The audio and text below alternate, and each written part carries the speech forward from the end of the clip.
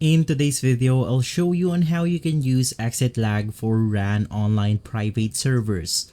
First things first, you want to open up the RAN application on your computer, and from here you just want to turn the ExitLag on.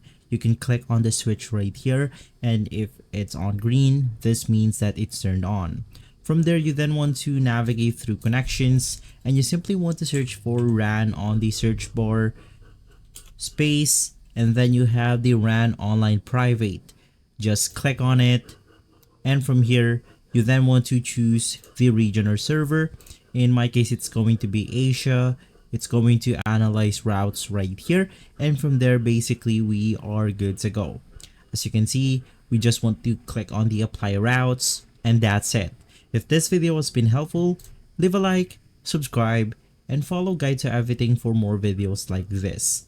Thanks for watching.